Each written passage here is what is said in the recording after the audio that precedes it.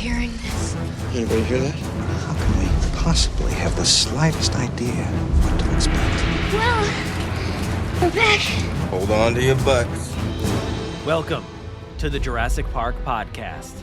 I'm your host, Brad Jost, and we're here to discuss all things Jurassic, including the movies, TV shows, music, toys, and more. In episode 402, I've got a box office breakdown for 2025, and more specifically, Jurassic World Rebirth, of course. I've been wanting to get down to the bottom of the trends this year and think about what Rebirth is up against and honestly how it might fare in the long run. It's an episode that I've been wanting to put together for a few weeks now, so get ready for some facts and some figures on the box office for the summer of 2025. But of course, while you're listening to this episode, hit us up on Blue Sky to continue the conversation from this episode. And as always, please check out our live streams over on YouTube discussing all of the latest Jurassic news from around the world, Wednesday nights, 9 p.m. EST. Also, please be sure to subscribe to my newsletter for all things Jurassic, movies, TV shows, my podcasts, and other thoughts and appearances. Find the link to the newsletter on JurassicParkPodcast.com/newsletter. But there you have it, a quick intro for today. It's time. Let's go ahead and dive into my box office breakdown for 2025. You know, I remember the people that helped me, Roland. There's a job for you at the park in San Diego if you want it. No, thank you. I believe I've spent enough time in the company of death. All right, everybody. So today I wanted to take a few minutes to kind of sift through some of the stuff I've been searching for online regarding the box office, some predictions, numbers and things for 2025, some expectations for the year, and take a look at what's going on this summer. And maybe some Jurassic history in there, maybe some box office history from Gareth Edwards and Scarlett Johansson, stuff like that. So I wanted to kind of take a look at all of those factors and maybe settle on where I think this movie may end up at the end of the summer, at the end of the year, because I think it's all very interesting as far as where we are in the industry and what the industry is doing right now and how movies are performing. You know, it's always interesting to watch, like, you see this big movie coming out and it's something that you think personally is huge. It's going to be a massive success. And then it turns out to be, absolutely nothing. Like for me, for instance, I was incredibly hyped for like Indiana Jones 2 summers ago and The Dial of Destiny. And, I would have predicted that would be a pretty big hit. I mean, Crystal Skull, I think, did really well. And I just assume everybody loves Indiana Jones, but for some reason, nobody really turned out for that. And, we always have to factor in what's going on with streaming and things like that these days, because a lot of these have a very short release window where they end up hitting streaming pretty quickly. So I don't know. It's always really, really impossible to tell. And I think there's some interesting metrics here that report, a pretty good year showing up. And I have some thoughts here from, I think from Deadline about like, the PVOD release, which is like the at-home release window and stuff like that, where you can find it on streaming to purchase. Because, for instance, like Wicked, another Universal film, came out and did like really great numbers, and it came out in, I think, early November. I didn't get all the facts for other movies and things, but so I'm just going off the top of my head. But it did really well, and then by December 31st. It hit streaming, so it just had not even a full 2 months of run, and then it's already on streaming. And, if any of the other Wicked fans out there are like me, they bought it probably day one.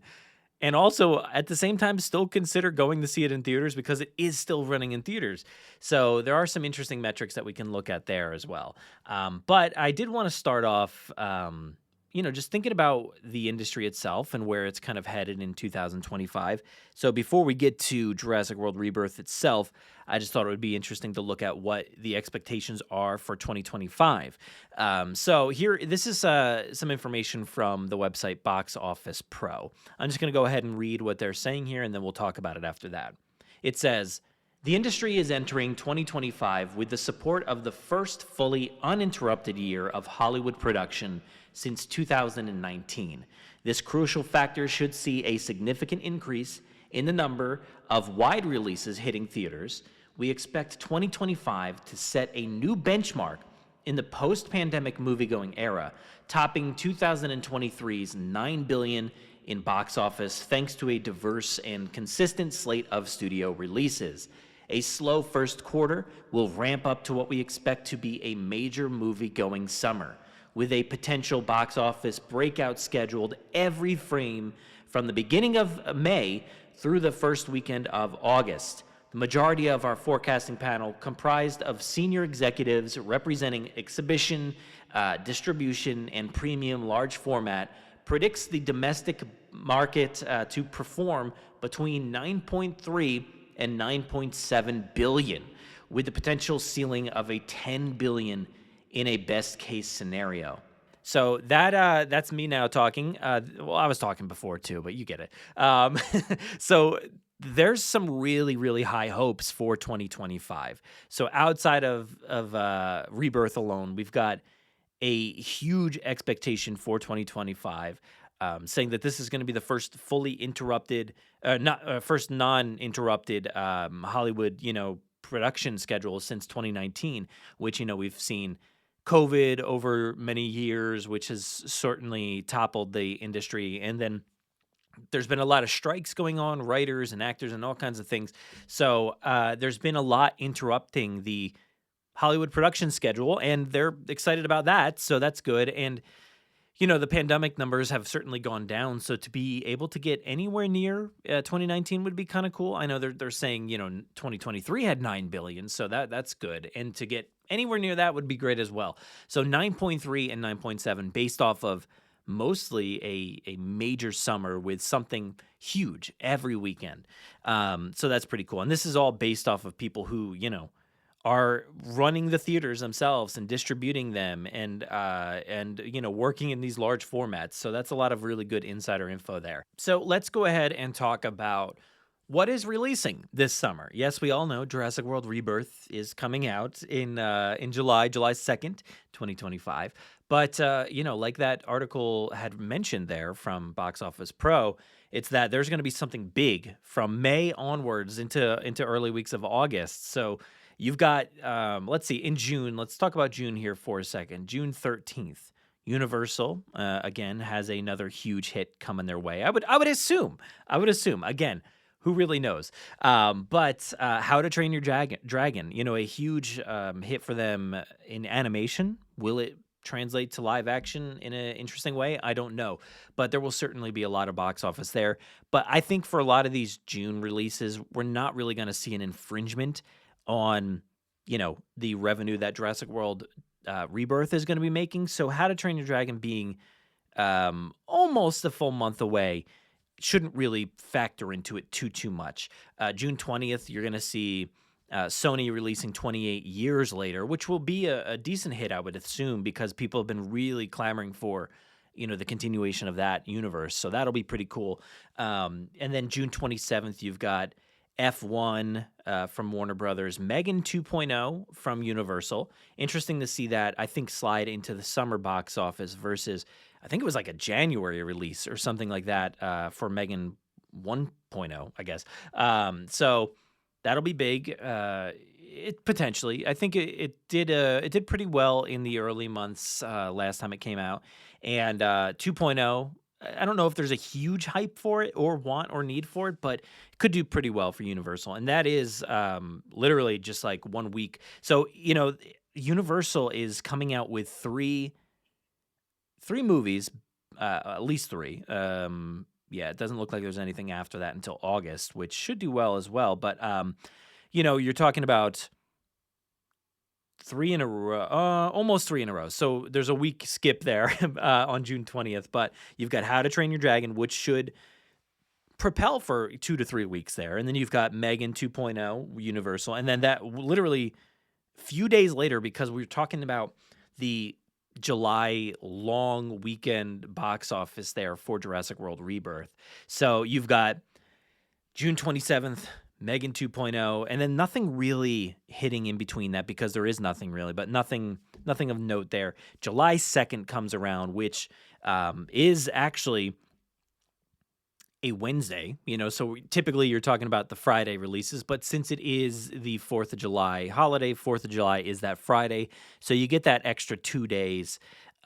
But these days, movies do tend to premiere on Wednesday for, regular releases. So you are getting a handful of showings on Wednesdays. So we may end up seeing this a day or two earlier than that. Who knows? We might, at earliest, you could end up seeing this on June 30th. Like, it's possible. I don't know what the releases will look like, but at least I would assume July 1st at the earliest as well, too. I mean, typically you've got fan appreciation screenings or whatever going down at the earliest time. Usually I don't know, anywhere from 3 to 5 p.m. And then after that, you've got whatever regular releases you've got. And those, like I said, have been going down on Wednesdays or so. So to have this come out early in general on the 2nd of July, we may end up seeing this quite early there. So we've got nearly a week and a half or so of good play here before the next film that comes out. So you've got Jurassic World Rebirth, July 2nd, nothing really infringing on it that weekend, I would say, because like I said, nothing really in June there that's going to infringe on Rebirth. Rebirth's kind of wide open there from the 2nd until the 11th. And like I just mentioned, technically you'll probably be able to see this on the 9th. Superman will come out on probably July 9th with, fan screenings and then whatever else, preview screenings through Wednesday and Thursday. So you've got the 9th, the 10th, and 11th there of Superman. And then from there on, I don't know, is Superman going to be this big, massive hit? It does seem questionable as far as a lot of these websites that I was going into. They're wondering, are people going to come out for this, happy, bright, potentially bright and exciting Superman? I don't know. I mean, there's always these websites that are like, what are safe bets? Jurassic World has tended to fall into safe bets. And sure things, you've got Avatar coming out late this year, Wicked for Good coming out late this year. Sure things, Zootopia. And this is all information from Variety. But they've got question marks. And one of those question marks is Mission Impossible: The Final Reckoning, which didn't do very well last time around. And then the other is Superman. So, also, like I said, coming out July 11th.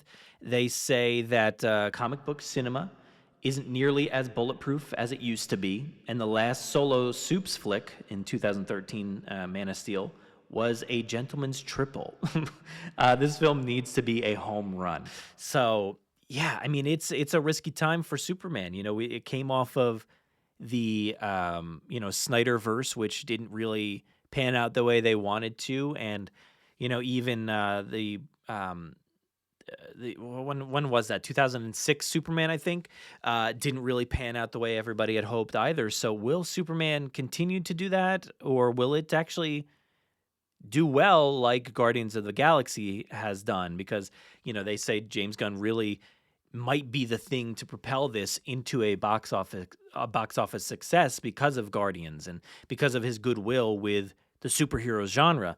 So I do expect Superman to do pretty well. I really do. So it's going to be a hit. I think it will be a hit. Well, and when I say hit, I mean a hit. Yes, it will make a lot of money, but I think it'll be a hit and a knock to Jurassic World Rebirth. So you've got Rebirth out there trying to make as much money as it can from July 2nd until July 11th. It's going to be hard. I think it's going to be tough. So we're going to have to wait and see there. But that's not a big turnaround time for them to make a decent amount of money, because you've got Superman coming out, may or may not do well. You've got, it looks like here, and this is based off of the numbers, a website that has a big list of the box office schedule. It says I Know What You Did Last Summer is also coming out on July 18th, and a Smurfs movie, I don't know, coming out July 18th. Those probably won't factor too much, might draw some of the kids and the horror fans away. But July 25th, so that's, nearly the entire month later, you've got Fantastic Four First Steps, which will be massive. I fully expect that to be huge. I mean, again, like Variety had mentioned with Superman, sometimes the superhero genre these days can be, a mixed bag. You don't really know what you're going to get, but I feel like it's pretty safe to say, and like Variety does mention as well, it is a safe bet. They've got 28 years later being a safe bet. Fantastic Four, Jurassic World Rebirth, and Michael Jackson biopic.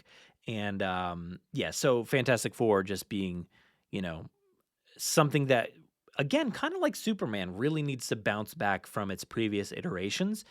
But this one has the goodwill of Marvel and all the stuff that Marvel has come before it, and the hopes and dreams of where it can push that universe into the future. So I'm very, very excited for that personally, and I expect that to just blow the box office out of the water. And by the end of July, everybody's forgotten about Jurassic World Rebirth being at the beginning of the month, and potentially Superman. It's kind of off the books at that point.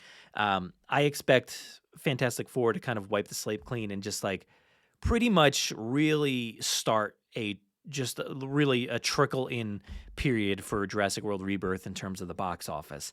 I don't know, but August, like I said, you've got Universal coming in again with The Bad Guys 2, which a kids series or animation series, which is actually very good. I really enjoyed the first one, and I've read some of the books with my son. It's very fun, but that seems to be about it for the summer there. So there's a few other things, Freakier Friday, and I don't know. But I think for that 1 week and a half or so, Jurassic World Rebirth has the entire thing wide open, which should be good for it. But what will it actually end up doing? Let's take a look real quick at like July 4th, holiday weekends and things like that. So I want to go over to Box Office Mojo, which always has some really good reporting and stuff like that. So if you look up July 4th long weekend over there, you can find out what the weekend totals were like. And it does have, seemingly some films that released prior to the long weekend and stuff like that. So the number one rank, though, and this is all domestic gross, not international, the number one there would be Minions: The Rise of Gru, which came out in 2022. Who knew? I mean, the Minions would end up going on to be this massive box office hit. Again, that's a Universal project, too, at number one there. And it grossed, it looks like, $123 million in that weekend. So pretty great. Transformers: Dark of the Moon is in number two with $115 million. And again, both those movies went on to gross $370 million, $352 million, respectively, for the total domestic box office. You've got Spider-Man 2 from 2004, which actually came out June 30th, making $115. That was just a huge box office, just juggernaut. So, and surprisingly, Dial of Destiny, which I said, didn't do very good. It did gross from June 30th, $83 million there, so it did pretty well. At least, not as well as they hoped, but it did well enough for that opening weekend. But total gross, $174 million, not too great. So we want to get like really, really good as far as like what we need Jurassic World Rebirth to do. We want to see Jurassic World Rebirth up there at number one, which I kind of think it could. I do think it could. 123, we can break 123 million, right? And do we think it'll gross more than Minions: Rise of Gru domestically, 370 million? I don't know. I would hope so. Again, I would really, really hope so. So let's go to some box office expectations from other websites and things like that. Again, I kind of went over some of them before with Variety, but let's go to Box Office Pro again. They were the ones who gave us that great insight into the industry and stuff before. So Box Office Pro is listing this as the last entry in the series. Let's see, 2022's Jurassic World Dominion, $376 million, finished some distance behind the 2015 Jurassic World relaunch, $653 million. That decline won't worry exhibitors too much, as Dominion still finished the year as the 5th highest grossing release of 2022. Anything near the $300 million mark for Jurassic World Rebirth will be received enthusiastically by theater operators come July. So that's great to know. Theater operators would be very happy with a $300 million. I think that's completely within reach, $300 million. So that makes them happy with it. But does that make Universal happy with it? I don't know. We'll take a look at some factors later on. But Variety is, like I said, they've got it in a safe bet category. And they kind of broke it up into like a few different things. There's like a thrill factor, a chill factor, and the verdict. They did that for each movie releasing this year. And thrill factor, it was just kind of like some, what is the movie about, who's in it, stuff like that. So there's not much in there. But the chill factor, it said there is a chance that after 3 Jurassic World movies over the past 10 years, moviegoers may have grown sick of dinosaurs. I don't know. What do you think? Are people sick of dinosaurs? Maybe. I don't know. Are they sick of dinosaurs or are they sick of Jurassic World? Because dinosaurs, there hasn't really been a huge dinosaur hit.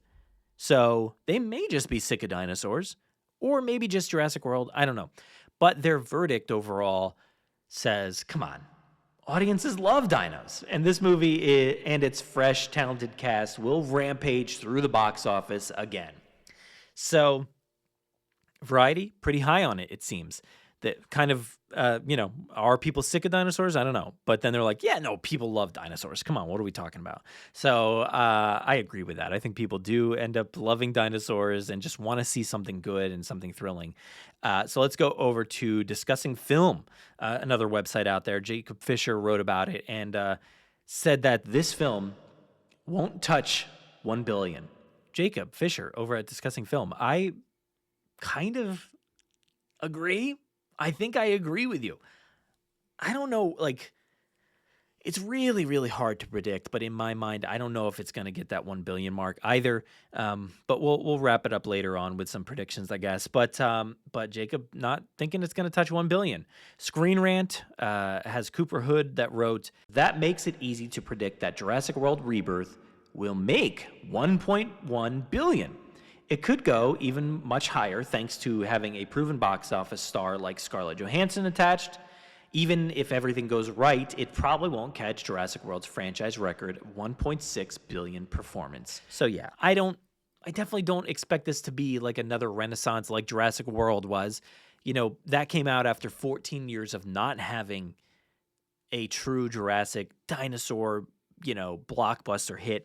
So everybody was excited for that. That was the same year that The Force Awakens and Star Wars came back since in 10 years. So they at least had 10 years ago and a lot of TV shows and stuff. But, or maybe not a lot, but at least one TV show. But Jurassic, did really well based off of nothing for 14 years, which is crazy. So I don't expect it to be that way because it's only been 3 years. So 2022 was Jurassic World Dominion. So it hasn't been that long. I think maybe it would have been nice if it was a little bit longer, but no. So it was right around the corner. Who knew? So they are expecting good things. 1.1 billion. So that's to contrast there. Discussing Films, Jacob Fisher won't even touch 1 billion, and then Screen Rant's Cooper Hood is like, hey, it's definitely gonna be up in that 1.1 billion mark. So I did want to touch on some previous Jurassic movies as well, just to kind of see, what is the history of the box office there for the Jurassic franchise. And let's see. So Jurassic Park, opening weekend, 50 million. And this is 1993. Okay, so domestic box office, 415. Talking about 1.58 billion there. So that's pretty good. Or 1.058. I don't know. How do you quantify that? But The Lost World in 1997, you've got a 72 million opening, and again, but for the first time, did not touch 1 billion, 618,000 total worldwide box office. So it dropped almost 200 million domestically. So that's rough. And then you're talking about Jurassic Park 3 in 2001 coming in with 50 million, just barely scratching over the Jurassic Park opening weekend. All those years later, nearly 10 years. And the box office, the domestic box office for Jurassic Park 3 was rough, 181 million. And total worldwide really didn't help. It was 365 million. So that's rough. So it's a surprise that they gave us another film all those years later, and it did so incredibly well. And such a stark difference here between those 14 years and 365 worldwide. And then you go to Jurassic World, 2015, worldwide, 1.67. That's a lot. 1.67. And the opening weekend was, I just remember, like, summer 2015, man, it was like untouchable. Jurassic World was untouchable with what it was capable of doing. 208 million. It was untouchable until like December when Star Wars came out, and I think it scratched over that a little bit and came out on top. But yeah, 208 million opening weekend. I don't know. I mean, is there a chance we see that with the long weekend? It might be possible. It may be possible. I'm starting to feel more hopeful as I talk about this. I kind of went in very pessimistic. I think I'll end up there as well. But I might feel hopeful with the long weekend and everything. It might be good for this movie. But who knows? So Jurassic World Fallen Kingdom in 2018, opening weekend, drops down a bit. Not too bad, but 148 million. And the worldwide 1.3 billion. Still great. Still really great. I think you'd be very happy if this reaches the billion mark.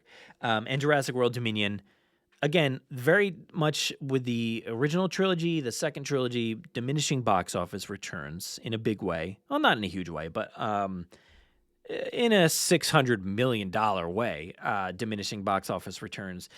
Jurassic World Dominion opened up domestically 145 million and finished worldwide 1.004 billion. So that was a fun one to watch. It was nearing the 1 billion mark for so long, and I just remember following it week after week after week after week. It was months later, it felt like, when it finally topped 1 billion.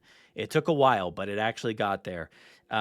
So will this, being technically just right in line, it's not even, I don't know. I mean, without seeing anything, it doesn't necessarily feel like a whole new, fresh start. It just feels like a continuation. We're just 3 years later. That's what they all were, right? 2015, 16, 17, 18, and then 2018 was one extra year in there. But we're right around that same time frame. So it doesn't necessarily feel like anything different, any massive change or anything like that. So it feels like the diminishing returns could very well continue, and I'm afraid of that. So there's got to be a lot of factors going into this promotional run that help to boost this movie in ways that it really, really needs. It really needs to get the general public back on board. People really need to be excited for Jurassic again. And, I know a lot of it is the online chatter, which is definitely very different than fully general audiences. It does tend to be very different. There's the online chatter, which tends to run negative and very sour on the franchise. But I feel like if you just talk to a lot of general people in your daily life, people will be excited to go watch it and will no problem go to the theaters to see it. So I do, though, think that they need to find a way to turn around that public opinion. So whatever they need to do, they need to figure out how to get people to reverse on this franchise and think, oh, maybe I am excited about this. Oh, maybe this is different. And that's what they are seemingly going with by reverting back to a lot of the talk about, oh, we want this to be more like Jurassic Park again. and we're bringing back David Koepp, and this is something fresh and new and not technically tied to the other ones, even though it is a continuation. But having a new cast and the word rebirth straight up there. But it is still technically, as they say in their synopsis, 5 years after Dominion. So for however they do it, they really need to figure out a way to turn the public opinion around. And they just need to be able to show people that this is something different. This is something good. This is something to be excited for. So hopefully, once the word starts getting out there, there has to be very good word of mouth. They need to figure out a way to get that thing going, to get people out there, whether it's the online fan community to be just like so enthusiastic about this, or just get, the online TikTok cultures and things like that, if it's still around at that point, need people to really talk about it in a very, fun way and exciting way. And hopefully not in a way that's like, scamming the audience and like making people say like, oh, this is a great movie when it actually is not. But I don't necessarily think they would do that. But they need to just figure out a way to get people excited about this franchise again. And I don't know how you do that at this point, but it's going to take a lot, I think. It's going to take a lot to turn around that momentum.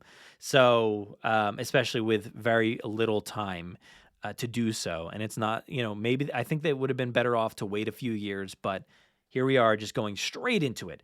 And one of those factors that could be helpful is Gareth Edwards. He's certainly got a lot of really goodwill. So once he gets out there on the circuit talking about the movie more, it might be, pretty beneficial for this. And, looking at his box office records, nothing too crazy, to be honest. Monsters, great film. Go check out that movie. Came out in 2010. Didn't do really anything. It made $5 million worldwide. $5 million. So it was pretty much a nothing movie from the box office. Great start though, like production-wise, just beautiful film and just really captured a Jurassic vibe in so many ways. So go check that out.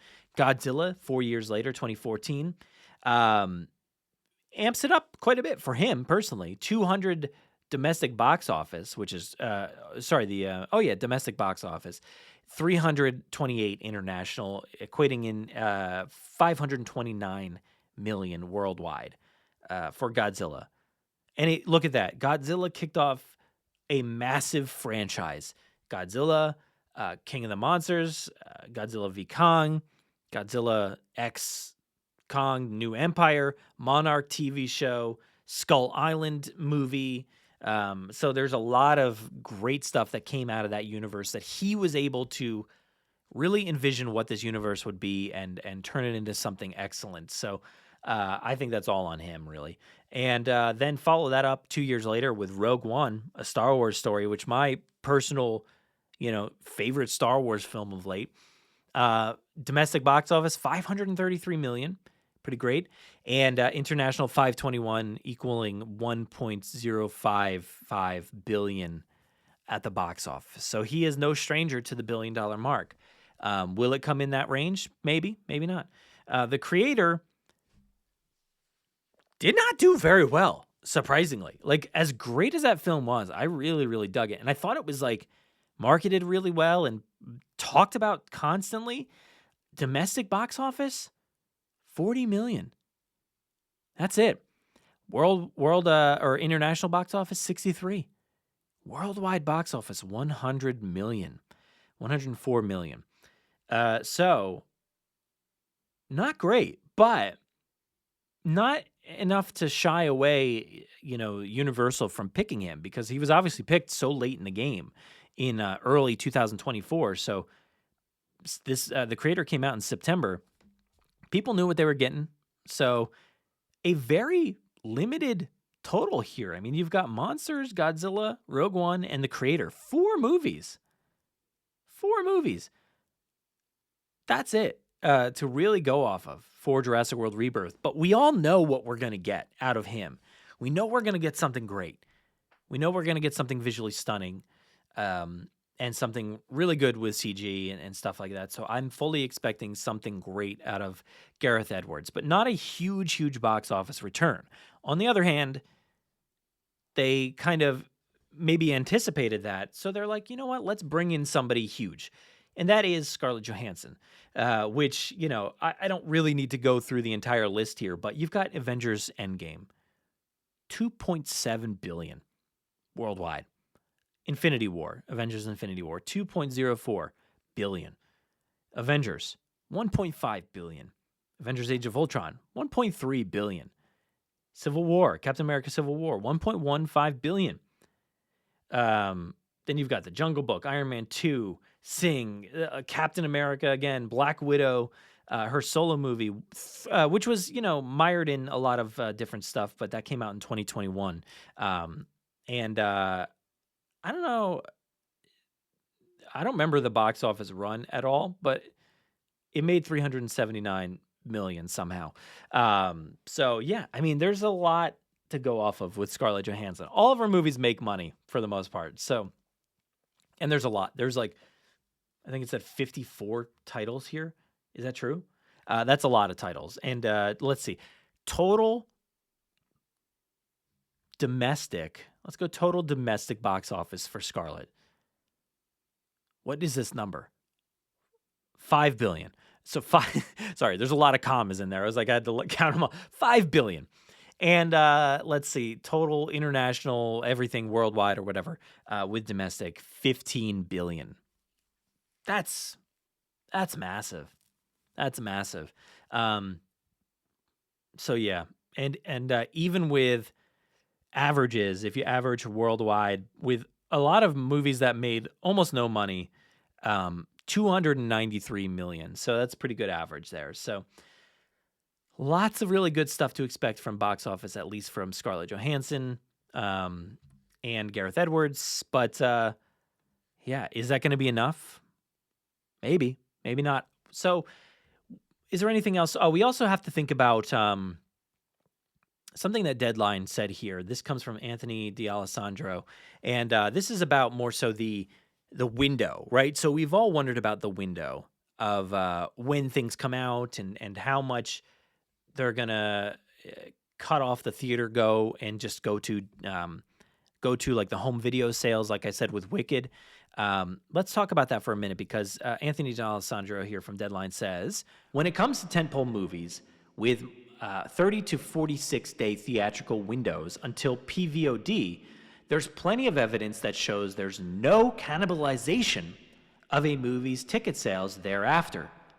Before Universal implemented their 18-day window for Focus Features titles and 30 to 46-day windows for movies opening north of 50 million, they conducted an immense amount of financial research, particularly how each window cascades from theatrical into PVOD, then streaming windows on Amazon Prime or Netflix, depending on the film brand, before arriving on streaming service Peacock.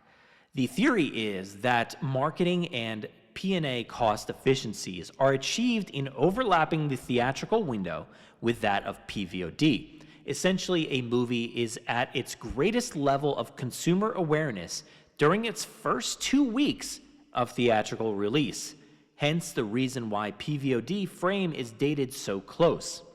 Universal's DreamWorks animation title, The Wild Robot, went on PVOD after an 18-day window and made an additional $55.4 million at the box office, ultimately finaling a $143.1 million. It also benefited in the fall marketplace, in which it was one of the only family films. Universal also took Twisters, which overperformed for a $81.2 million 3-day opening, into homes on PVOD after 25 days in cinemas. It made almost $44 million in box office after that point and ended its domestic run at $267.7 million. So I wanted to talk about that because, post-release, post-whatever, we talked about what the potential is and how much we expect it to make, how much all these other websites are thinking it's going to do and stuff. And I just found it fascinating. We talk about this so much of like, man, I can't believe they're just already releasing it on video on demand. You can buy it for $24 or $30 or whatever the case is. And a lot of the metrics here come from Universal themselves, which is interesting because, and I remember for Twisters, like Twisters came out, I didn't get the chance to see it right away. And then finally I went to go see it at a drive-in. And then literally like 2 or 3 days later, it was available at home. And I bought it at home. And I saw it in the drive-in. So I guess this goes to show that there is no cannibalization of the movie ticket sales when you do it on PVOD. I think their thinking was that like there's a certain brand of person that will go to the theater, and then there's a certain brand of people that will not ever go and just buy it online. And maybe there's somebody like me that will just do both, I guess, like I did for Wicked, like I did for Twisters. When it comes to a movie that I really want, I will go see it any way I can, and I think that shows. So their research really shows that there is no cannibalization. So they've got their 30 to 46 day window. I forget what Dominion came out in, what their window was, but it felt like a long time. And then it came out. I remember it showing up on like Amazon at one point with the extended cut and stuff like that. And then it's been thrown around. I was reading an article the other day. It was like huge news for Jurassic fans this January or what, I don't know when it was. And they're like, all the movies are going to be on one service for the first time in a while. I'm like, man, that's not huge news, but it's good to know that, we don't really have to talk about that cannibalization anymore because they figured it out. Like they know that it's going to still do well. It's going to still make a good amount of money at the box office after releasing at home. And I do think, the at home box office is like, it's like I said, $24 to $30 or so. And people will pay that, sure. I think, if somebody really, really doesn't want to go to the movies, you're not going to lose out on that theatrical money, right? You're really not going to lose out on it because they're not going at all. They've chosen not to go, but they are paying for it at home, and they're making a lot of money at home. We've heard a lot about movies really doing well at home, whether it was like Ghostbusters, Frozen Empire did very well at home, not super great in the theaters, but it did well at home, and it did great on Netflix. So, there's something to it. So I expect Rebirth here to, not be super cannibalized at least. And if it is going to be an interesting time period here with, Superman and Fantastic Four, we may see a pretty small window there to get people to buy this and continue the profits. And like they said in this Deadline article, the movie is at its most hyper-awareness level 2 weeks, from that, or within that 2 weeks of release. So I think that plays into this because we got Jurassic World Rebirth, July 12th, July 2nd, and then July 11th. Within that 1 to 2 weeks range, you've got another Superman movie coming out. So within that two weeks time frame there, who knows? It might be a good chance for them to release it on digital for you to buy. Not on streaming services technically, but digital, you can purchase it to own, for the license, I guess, technically. But all that said, I'm expecting it to come in low. I'm trying to get my expectations in for this movie. I feel like I've been negative on a lot of aspects of this movie, but that's just me not knowing anything. And being here every day, every week, talking about this franchise and not really knowing what to say or what to hope for and what to project for this movie. So once those things really start to hit us with the trailer, with the marketing, with the, whatever else, the toys, the merch, maybe then I think it'll ramp up and I'll be a lot more excited and hopeful for it. But right now, with rumors and things that I'm hearing, I'm like, I don't know if I want to go this direction.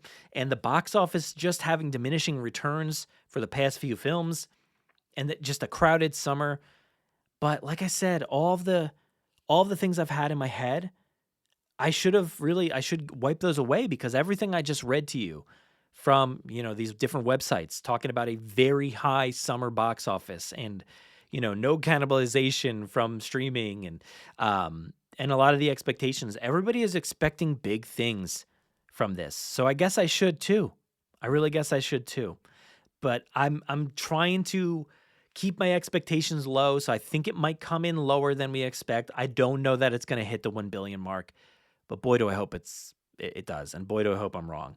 So let's go. Let's get the brand awareness out there. Let's get the website going. Let's get the trailer. Let's get all that stuff so I can find my own personal hype, and hopefully you all can too. But I hope you enjoy this. I was curious myself, to be honest. I've talked a little bit about the box office on my live streams on Wednesday nights, and without like full information, just kind of like little articles here and there. And I just kind of wanted to amass everything that I found into one episode and just talk it out, talk through it with myself, and hopefully you enjoyed that too. So there you go. There's the box office predictions, theories, and all that fun stuff about 2025 and Jurassic World Rebirth. Thanks for listening.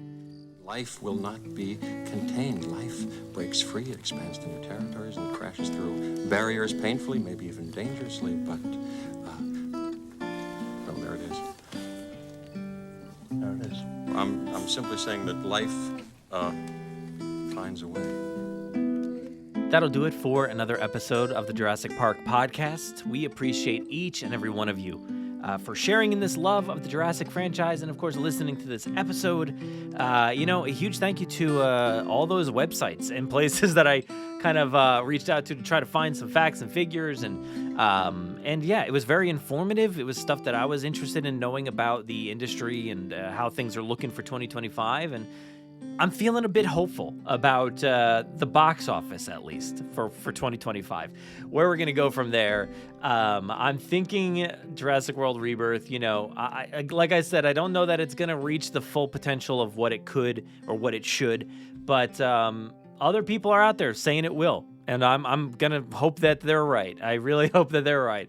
But I appreciate you kind of sticking around, listening to me talk about this for a little bit. Like I said, it's just an episode that I wanted to get off my chest and kind of dive into on my own. So I figured, why not put it on the microphone here and talk about it with all of you. So thank you so much to everybody out there for listening. And thank you, as always, to our podcast host, Podomatic, for giving us a place to upload the podcast each and every week. Everybody out there, please just know that you matter. Stay safe, be kind, fight for representation, change, and equality in the Jurassic franchise, but more importantly, outside of it in the real world. It's especially needed these days. Let's be sure to make this world a better place. I'm going to go ahead and hand things off to myself for the outro. Take it away. Saddle up, let's get this movable feast underway. Continue the conversation with us on Threads and Instagram. Watch our content on TikTok and YouTube. Find us on the web at JurassicParkPodcast.com. You'll find today's episode show notes, articles, contributor bios, and so much more. You can listen to us on Spotify, Apple Podcasts, our website, and wherever else podcasts are found. So please be sure to follow along and share with your friends, family, and fellow Jurassic fans. If you haven't already, please give us a 5-star review on Apple Podcasts and Spotify. We will read your Apple reviews at the end of most episodes, so be sure to spare no expense. Don't miss our Wednesday night live streams, toy hunts, reviews, in-depth bonus content, gameplay, event and theme park coverage on our YouTube channel. If you want to get a hold of us or participate in the Jurassic Mailbag, you can fill out the contact form on our website or send emails and MP3s to JurassicParkPod@gmail.com. Feel free to call our voicemail line at any time to leave us a message or just to say hi. That number is 732-825-7763. Thank you so much for listening, and as always, enjoy.